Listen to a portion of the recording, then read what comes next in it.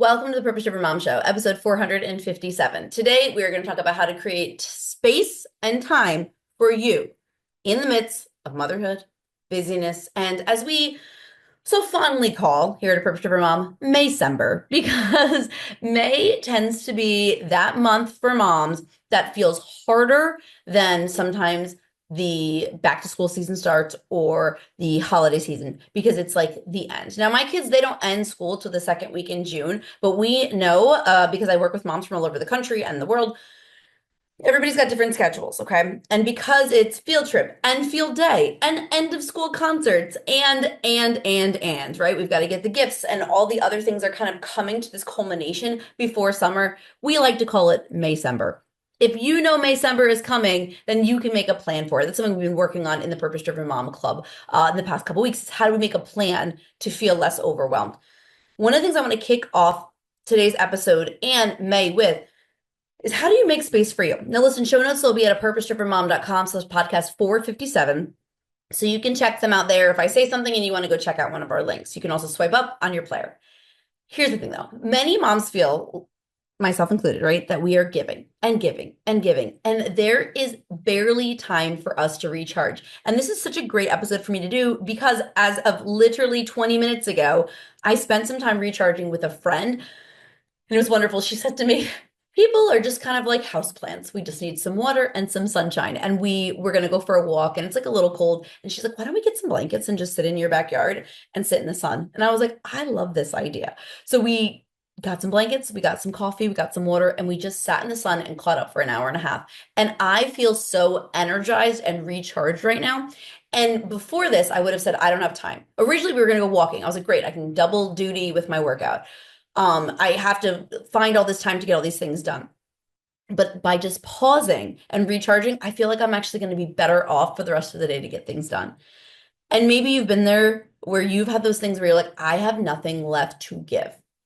This year, I feel like I say this every year, but this year in particular has been incredibly challenging emotionally, the state of the country. I'm having a lot of family things happening with health, some serious stuff. I've had some friendship, relationship issues.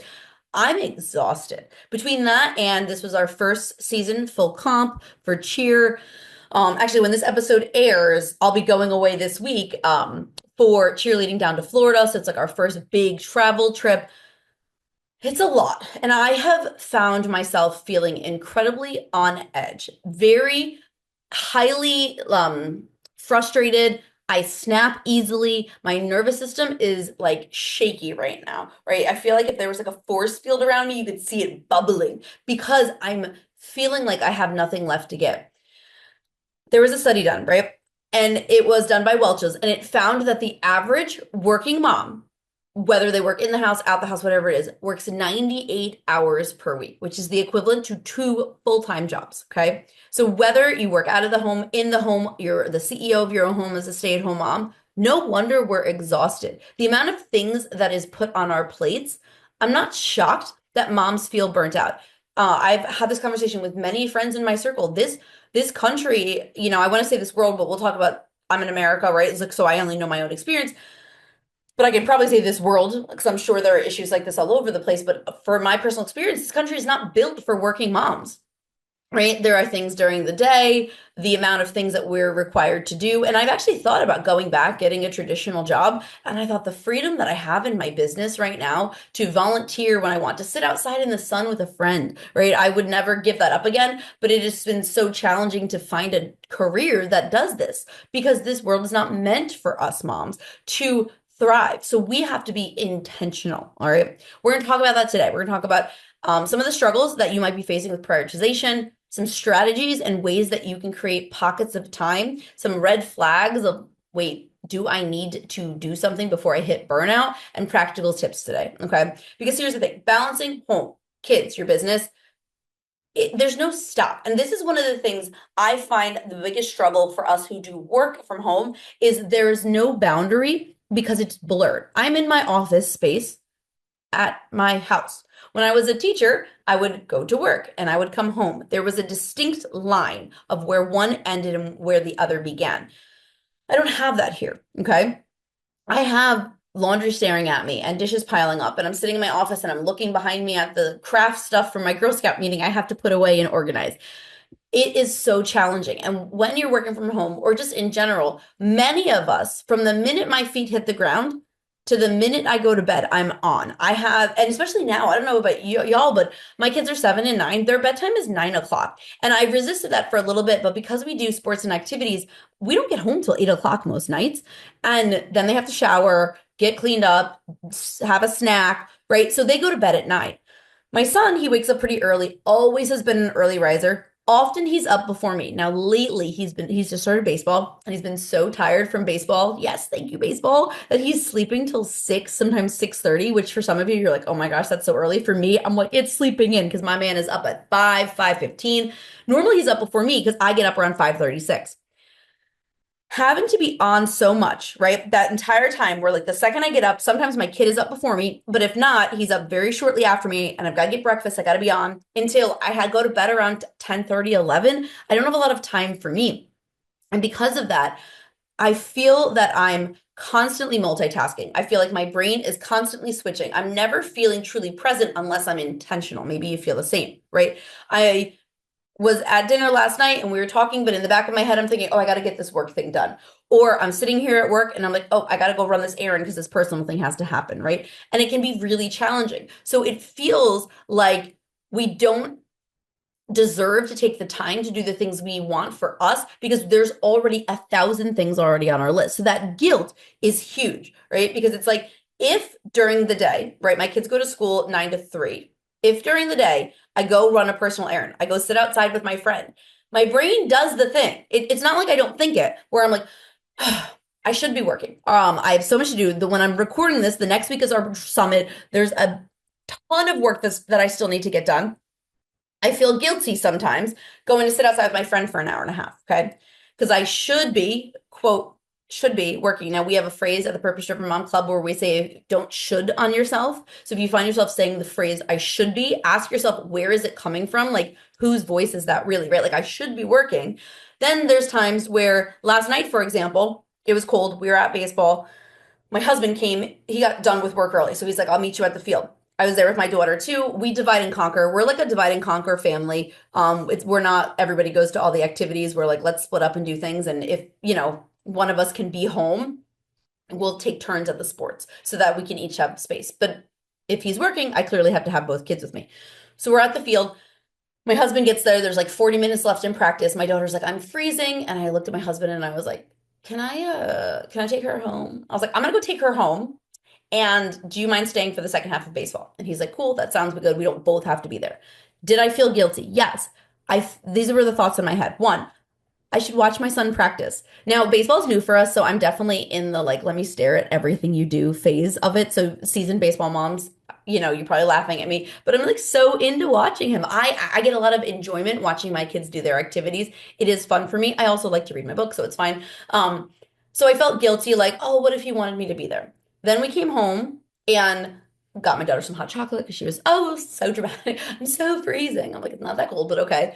And then I looked around my house, which was a disaster. We've been traveling so much for cheer. I'm going to do an episode on this, but I'm still trying to figure out the reentry plan for it not to be so overwhelming.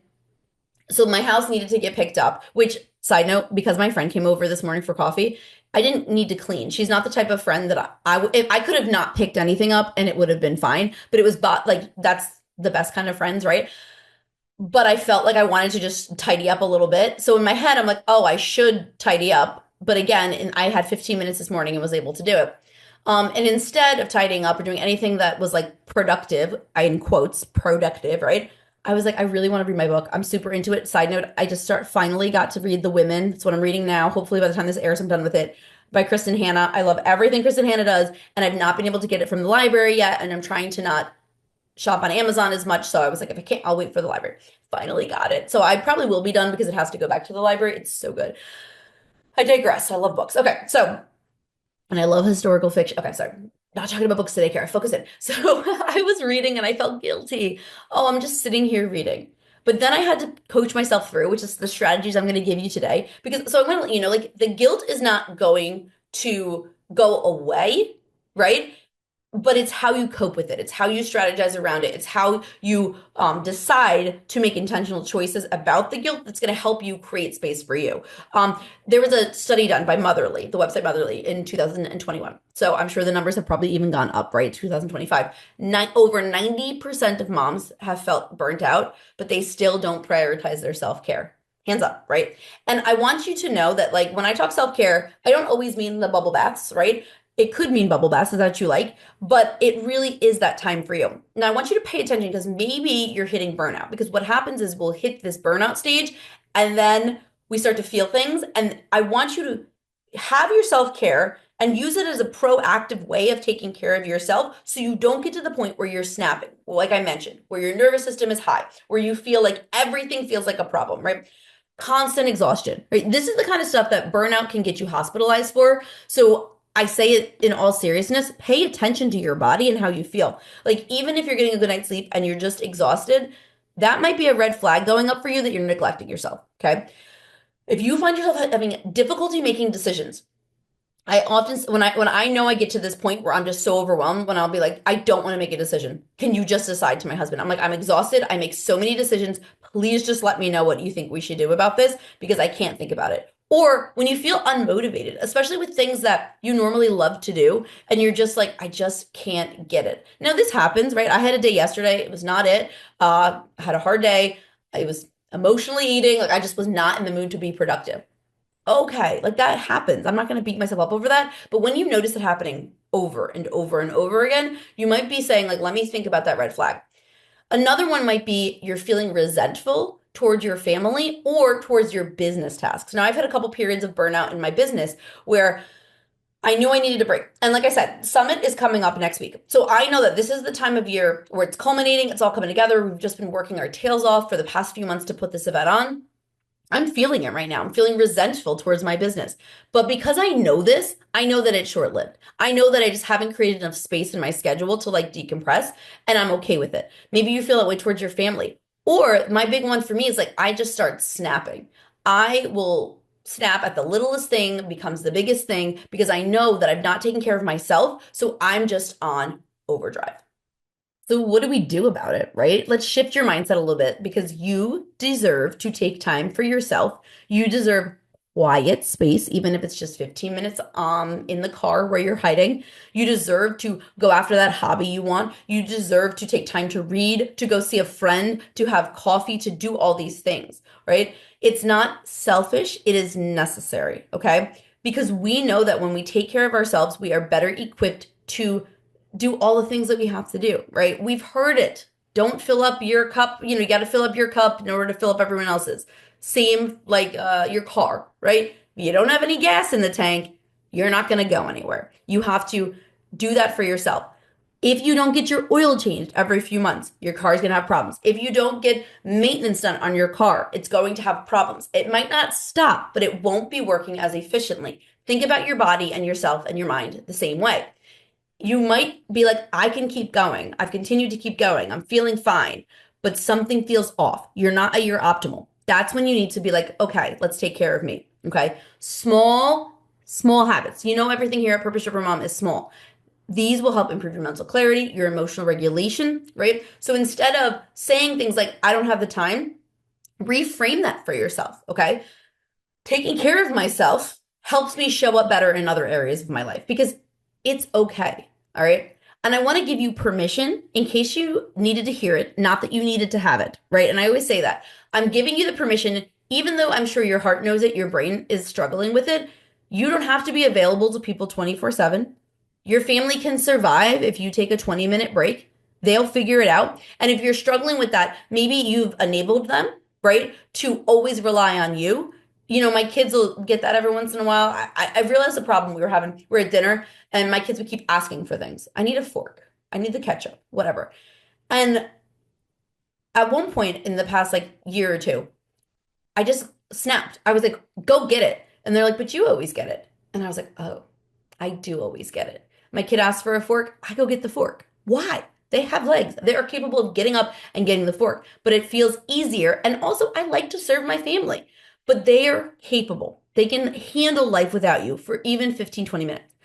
And If you're someone like me with a business, your business will not fall apart if you take a day off. So as you're thinking about summer planning and getting everything together, we're going on vacation. Again, I mentioned I'm leaving in a couple days. We're going to Florida for the week. I will be gone. I'm taking the entire week. I'm not going to feel bad about it. I'll check in with my team. We've created systems which is a strategy we'll talk about in a little bit. You're permitted to take a day off. I'm permitted to sit outside and get sunshine for 90 minutes if I want to. It's okay. Now, would it be responsible of me to sit outside the entire day and do no work and then complain that I don't have time to work? No, right? But there's a balance there. And just a quick little reminder for you today, saying no, it doesn't make you a bad mom. It doesn't make you a bad business owner. Boundaries are important. And that's one of the strategies we're going to talk about. So let's start with some practical ones to create space and time for you, because I know, again, as we're getting into May-December, as the summer is hitting, your kids might be home. Like we do my kids have a 10-week summer. My kids do 5 weeks at camps, 5 weeks home. Okay. So that's the way we split it. This way, with the 5 weeks that they're at camps, I'm working more, I'm batching out. I might record a ton of episodes, like things like that. The 5 weeks they're home, we'll either go on vacation, we'll have mommy camp, we go hiking, we go to the beach, and I work light. Okay. I know that summer's coming, and what is challenging is during those 5 weeks they're home is I don't have my same routine and I don't have a lot of quiet. And for my moms who homeschool and things like that, I'm sure you've created some space where you can have that. And if you've not, make sure you do, right? You have to create some time in your schedule that's quiet, where you're not answering questions, or you're not the one in charge. Okay. So first things first, I love a good time block. I love some boundaries. I want you to schedule time in your schedule every single day for you. Small. Okay. Now we teach a weekly planning system. You schedule 15 minutes for a goal, 15 minutes for a habit, 15 minutes for learning, right? That's 45 minutes I ask for my moms to put into their day. Start with 15 minutes. What is the thing you want to do for you? Like, I'm going to read my book for 15 minutes. I'm going to take a bath. I'm going to journal. I'm going to go for a walk. I'm going to call a friend. Put it on your calendar. Don't just say this is going to happen. Now, I do recommend just a best practice. I try to get my self-care. I do my time blocking where I theme my blocks, right? And what we say, your theme time blocks are not saying it's the only thing you're doing. It's saying where those goals are. So my 6 a.m. to 9 a.m. time block is called self-care. During that self-care block, I'm getting my kids ready for school. We're getting out the house. But it's where I do all of my self-care habits. Not all, most of my self-care habits first thing in the morning, because I know that as soon as the day starts going, I'm more likely to put it off or not do it. So what do I do during that time? I get up in the morning and I do my photo culling. It's like I go through my Facebook photos and my phone photos. I love that. I do my Duolingo, which I'm thinking of switching to a new app. So we'll see how that goes. So that's part of my self-care because it's a hobby that I wanted to learn a new language. I go work out.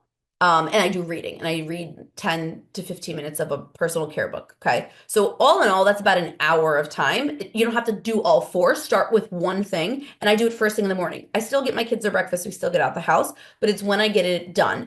Schedule it first. Put it physically on the calendar. Make it an appointment with you. I recommend first thing in the morning because we know that life's just going to throw you off and kind of start pushing stuff, where you're like, oh, I got to do this and that. If you can't, and you have to push things off, use our good, better, best model. So best is like the morning for me. I like to do my self-care block in the morning. First thing, I take care of me first.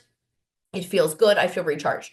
If I can't do those things, my better option is after I drop my kids off at school before I start work. I don't like to do that because that's when I get ready for work. But instead, I'm going to spend time there. And if I can't do it, I use my good enough option, which is after the kids go to bed. Again, not ideal, but I have a backup plan. So schedule it in for you and then communicate your boundaries. Let your family, if you have a team, let them know you're unavailable. One of the things I've started to do is I take Thursdays off or light. I do not schedule calls. So I do calls for my program, the Purpose for Mom Club. Mondays, I have all my team calls, and then once a month, I'll do a club call. Tuesdays, I have a club call. Wednesdays, I have a club call. And Fridays, I have a club call. So Thursdays, I do not schedule any calls. I do not leave my schedule open to do podcast interviews, summit interviews, etc. Why? Because I want a free full day to do whatever I want. So what do I do on Thursdays? I actually volunteer at the kids' school. We have a program that sorts produce bags, and we give them out in the community. So I go do that every other Thursday morning. Sometimes I have coffee with friends. a lot of times I work. I don't take the day completely off, but I don't schedule it in. And I let my team know that Thursdays to me are a light work day. I will probably check in once, but that's about it. So if there's something you need from me so that you can do your job on Thursday, hit me up on Wednesday so I can make sure I answer that. By communicating your boundaries, you're very intentionally creating this space, okay? Make office hours for work as well. Again, my work from home moms, it's challenging. And listen, I've done it. I grew my business when my kids were infants, toddlers, at school one day, at preschool 2 days a week, one at preschool, full day school, half day during the pandemic. I've been there, done that. Okay. I have needed to set hours. So my I want to say a hard line, but I break it sometimes, like the summit, for example, right? When I have extra work to do, I work when my kids are at school now. My kids go to school 9 to 3. Those are my work hours. I try not to work outside of those. Sometimes you might say, like, okay, during nap time, if you homeschool, you might say, okay, in the morning while the kids are doing their independent work, this is also my work time. By setting office hours, it also will not only give you time to work, but it will eliminate that need to respond right away. Okay, we put an autoresponder up in our emails. People know we'll get back to you within 24 hours. We have norms on our team, like get back to someone within 24 hours, but I don't expect anyone to get to me right away. And this is a norm I've created in my friend groups as well. I was in the booster club for cheer, and we were messaging back and forth about stuff we had to do. And I noticed that the two of the ladies kept apologizing, like, sorry, I'll get to it. Sorry, I was at work all day. Sorry, I had a sick kid home. And I do it too. But I was like, you know what? I said, can we stop apologizing for not getting to messages right away? I trust that you have the best intention to answer when you have a time. I don't expect you to be available. And they were like, thank you. Like sometimes we just need that. So I norm that in my friend groups. If someone does not text me back right away, I don't feel any type of way about it because I know that they'll get back to me when they can. They have a busy life. I do not expect that from anyone. And set those hours and that take that expectation off yourself to feel on demand all the time. It is like the power of saying no, but like not having guilt. Okay. I also want to encourage you to create micro moments of self-care. I am going with my book club in a couple of weeks. We're doing a spa day. It's one of my friends is pregnant. It's my great. I'm so excited. I cannot wait for a facial. I would love to take a day like that all the time. I do not have that time to do. Okay. But I do have 15 minutes every once in a while to reset myself. Okay. I have 10 minutes to read my book in the morning. I can walk. I have a pool. So I always say, like, whenever I transition, I walk outside, I get some fresh air. One of the things I teach in my time blocking method is the concept of transition time. So it's like when you were at high school, the bell would ring, right? And you had 4 minutes to go from English to history. In that 4 minutes, you could go to the bathroom, which what wild form. Now that my high school is so big, I had 4 minutes to take care of myself. Like again, homeschooling just looks better and better every day. I'm like, what on earth? But you have 4 minutes, right? Your brain goes from English to history. You transition yourself physically. Do the same for you. So in between each of my time blocks, I tend to do like a lap around my pool or around my block if I have a little bit more time. When my kids don't actually get picked up till 3:30, but I stop my work day at 3. So between 3 and 3:30, I can do a little meditation. I can catch up on personal things. I can just scroll my phone if that's what I want to do so that I'm not needed at work, in quotes, and not needed with my kids. I can just exist as Cara. How often are you giving yourself time to exist as the person you are? Okay. You can also use like habit triggers, we call them, where it's like I have one habit and I attach another habit. So sometimes for me, self-care, a lot of times it's like listening to a good book. So I walk a lot for my exercise. I listen to a good podcast while I'm doing chores, while I'm doing my laundry. I try to multitask isn't like our brains don't want to multitask, but to the best of my ability, while I'm doing things, I will put on a good playlist. This morning, I was doing a little mini meal prep. I do like a 20-minute meal prep every day where I get some freezer stuff in. So I was like making my son's pancakes so I can freeze them, getting bagels in the oven and cooking some cookies that I had from the freezer, right? That whole thing took me about 30 minutes. I put on music. I've been listening to Alex Warren. I don't know if you found Alex Warren. Find him on Spotify. His voice is just, I just love it. Puts me in such a good mood. So I put on some music and I just danced around my kitchen, right? Those moments of self-care, while they're not hours and hours that I'd like, there were enough to let me feel recharged. I also recommend other people. I mentioned my friend this morning because I feel so rejuvenated after a day with her. Now, I want you to check your energy though. I have some people I hang out with. Um, I don't feel the same. I don't feel great. I feel anxious. I feel on edge. I feel like this just stressed me out more because of the person's personality, because of the dynamic of the relationship. My time is so limited. I'm telling you, between reading Let Them, therapy this year, church, all the things coming to me, like turn 41, like my time is so limited that I do not have time to give to people or situations or groups that don't make me feel good, right? Not always, obviously, but like if I leave feeling more drained, that's not it for me. Like that's not it. So check your energy, but make a 5 minute phone call, talk to someone, recharge. One of the things I use is Marco Polo. I use Voxer for work, but my friend and I we use Marco Polo. It's free. It's a video app. It's kind of like FaceTime, but not in real time. And I check in with her every day. Talking to her makes me feel so much better and it helps recharge me. I want to also recommend if you can do some breathing. We do not take deep breaths. Let's do it. Ready? Everybody in. Feels good, right? We don't do it. Just 10 minutes of deep breathing can help lower your cortisol, which is your stress hormone. Now, I had my hormones tested a few years ago. I should go back. And I have my DHEA sulfate is high and my cortisol through the roof. Now, cortisol is that hormone that holds the belly fat, that's the stress hormone, all those types of things. So I've been working to decrease my stress by taking care of myself and giving myself space. Another thing that I'm going to recommend is outsource and delegate. Let go of tasks and the belief that you have to do absolutely everything. Okay. Your kids can help. I share that example of how I was getting the forks. I don't need to be doing that. Even small toddlers can put their clothes in the hamper. Okay. I don't have to do all the cleaning. My kids might not do it the way I would want it done or the way I would have done it. My husband might not, but I don't have to. Okay. Take some of the things off your plate. If people ask you, how can I help? Give them a task. They ask because they want to help. Don't feel like you have to do it all because what that will do is it will then create space that you can reclaim for yourself. Same in your business. Not just I have to hire, because I know some of you are like, I'm brand new, I can't hire a virtual assistant. Use automation tools. I speak the praises of the chat GPT all the time. Use the AI to help make things delegated or outsourced. I'm not gonna lie. I knew this topic. I know it like the back of my hand, but I was like, oh, I could use some talking points to keep myself focused. I asked ChatGPT to write me an outline. It's sitting right here. I'm talking from it, but not really, right? You can tell it's conversational. Like I'm speaking to you, but at least I've outsourced that brain space of having to even type up the outline. Everything it said, I would have said I added some of my own things in, right? Also automation tools. Zapier is a great one for a business if you want to connect things. I remember the beginning of my business, so embarrassing. I think about it now, but we all make beginner mistakes. Like I didn't understand what an email management software was. So I was literally, people would sign up for my freebie and then I would manually go in and add them to it. I had a Google spreadsheet. I mean, it was taking so much time. So what automation tools can you use? We use Google Streak in our email. So we save these things called snippets that are kind of like canned responses. That way I don't have to retype the same thing over and over and over again.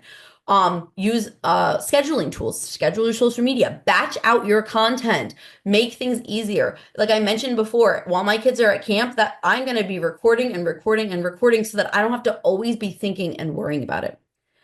I just want to remind you, like, I know your brain wants to say, I should be doing more, but you are already doing enough. And I know your brain wants to say, my kids need me 24/7. I need to be needed. And it feels good a lot of times to be needed. It makes us feel good inside. But kids also will thrive when they see their mom taking care of themselves. Kids copy what we do. We are teaching our daughters how to be a mom. We are teaching our sons how to treat their wives, right? In the most gendered terms that I'm using right now, okay? We need to model for them that it's important that mommy has time, okay? So your kids might complain, right? Speak to them in their language, right? Mommy needs a break right now. Just like after school, we don't do homework right away, right? I give my kids time to decompress. You need break. Just like you have recess at school, right? Just you get to move around. You get to take a lunch break. Mommy needs a break too. Whenever I need a timeout, just because I'm like feisty, I say to my kids, mommy needs a timeout right now. And I physically take it to show them I need to learn how to emotionally regulate and I need a break as well. Okay. And remember, you're modeling healthy balance for your kids. So just kind of in closing, you deserve time for yourself. Small changes. You don't have to take a half day. Take one thing for yourself will make a big difference. And boundaries will help create that intentional space. Okay. So what I want you to do today is pick one thing, 5 minute task just for you in your home life. And if you have a business in your business, and I want you to think, how can I take 5 minutes just for me today? Then tomorrow, maybe take 10, then 15. and increase it a little bit until you're doing the things that fill you up, that give you joy. Like, we need to normalize having hobbies as grown-ups, doing things. I'm in a book club. I love to read. I love to hang out with my book club friends. I don't feel any type of way about the fact that I go hang out with my friends. I don't, because I know that that fills me up, and you deserve it too. Show notes over at purposedrivenmom.com/podcast 457. Head on over and listen. Find me on social media at a purpose driven mom or a free Facebook group. Let me know what you did for you today. I'm excited to hear.